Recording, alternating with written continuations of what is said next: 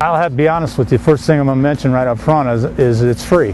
I like this service when it's free because, you know, you can tie up a lot of money in different services, and from experience I found out that sometimes you can pay a lot of money and you may not be getting that much out of it.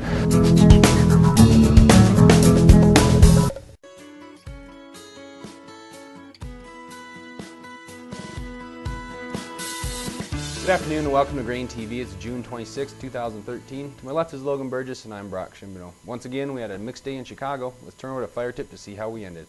Corn on the old crop was up 7 3/4. New crop down just a half a cent. Old crop soybeans, leader to the upside, up 9 cents. New crop down 2.5 cents. Wheat in Chicago off 8 3/4, and Kansas City was down 10 cents as well. You know, Logan, we continue to see a common theme over the last couple of days. The old crop contracts for corn and soybeans are really moving to the upside compared to the new crop contracts. Yeah, you know, once again, we saw that here today. Old crop corn and beans, the only two grains closing in the black today. Certainly one thing that could have been helping out that old crop corn contract was some ethanol numbers that we got out today. We actually tied a marketing year high last week in terms of production.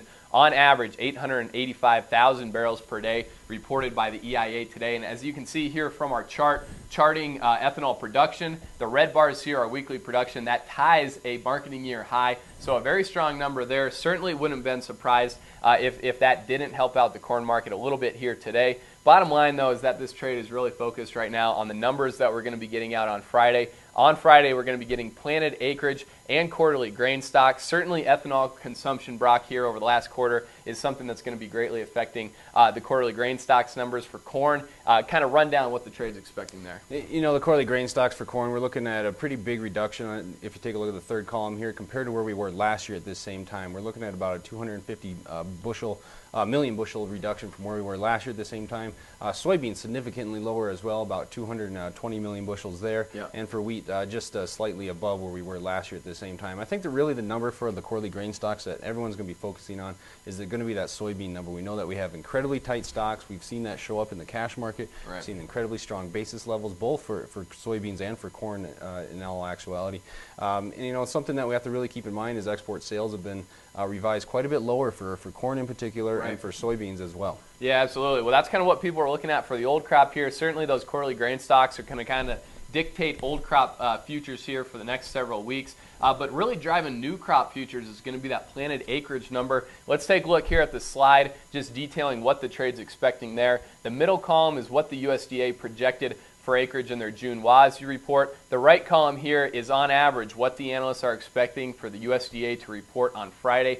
Taking a look at the corn number here first, the trade's looking for on average 2 million bushels, or 2 million acres, excuse me, taking off that number that the USDA reported in the June WASDE report. That would bring planted acreage down to 95.3 million acres. We know that certainly in a lot of areas, corn seedings in particular were delayed due to moisture here this spring. So now the big question is, to what magnitude is the USDA going to revise their planted acreage projection? If we look at private analyst expectations a little bit closer, we know that right now we have some private analysts looking for even a planted acreage number as low as 94.2 million acres. You know, I think that would be certainly supportive of new crop futures. I think any number here below 95 is really going to support new crop futures, for corn in particular. Turning our attention here to soybeans, on average, analysts are expecting an 800,000 acre increase there from what the USDA reported in June. But certainly the corn number here, I think, is kind of the big number that people are going to be watching. As I said, on average, analysts are expecting 95.31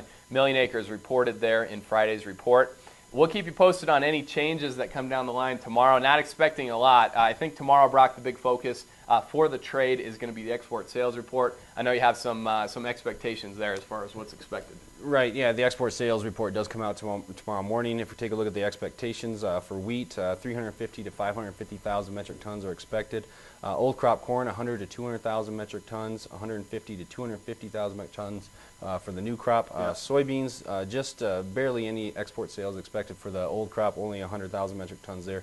And for new crop, 250 to 450,000 metric tons. And you know, I think this is going to be a fundamental driver tomorrow, but I still think that we're going to see some pretty choppy, light, low volume trade in tomorrow's trade.